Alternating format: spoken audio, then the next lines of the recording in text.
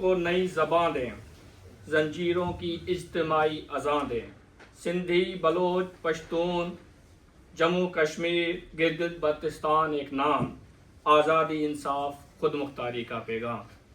अब तकरीर की शुरुआत करने से पहले मैं गुजारिश करूँगा तमाम मोअज़्ज़िज़ मेहमान Suhail Ahmed Abro, chairman GSN freedom movement, और अमजद अयूब मिर्ज़ा, मोहम्मद अली नूनारी, मंसूर अली हक, जनाब Khurshid Baloch representative BSC, Moin Ahmed Khan MQM London representative, Sain Imdad Ali Odho director voice of Sindh London, Shahid Khan Kakar representative PTM, Faheem Baloch foreign secretary BNM को कि वो सारे स्टेज पर आएँ ताकि हम केक कटिंग सेरेमनी स्टार्ट करें। शुक्रिया।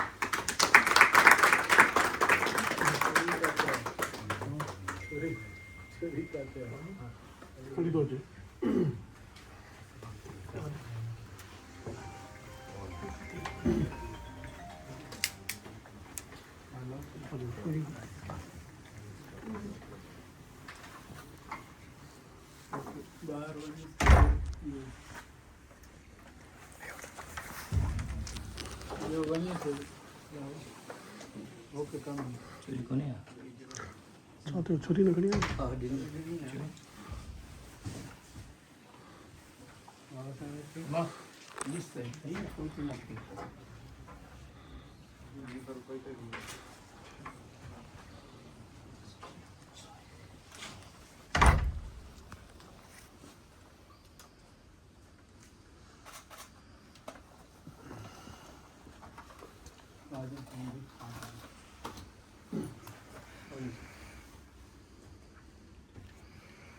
नारायण सिंध GSN तुझो देश मुंजो देश सिंधु देश सिंधु देश तुझो रेबर मुंजो rebar GM Syed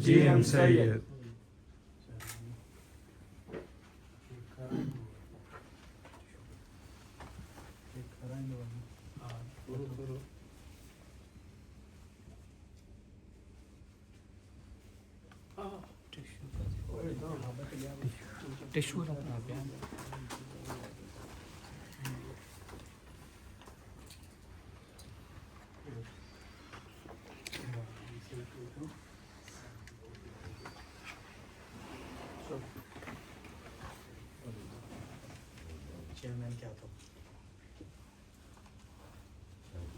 Thank you.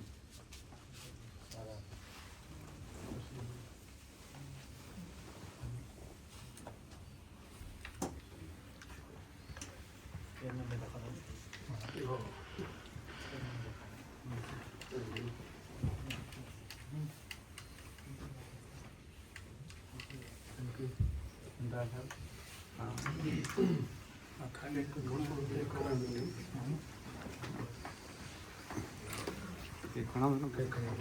खाना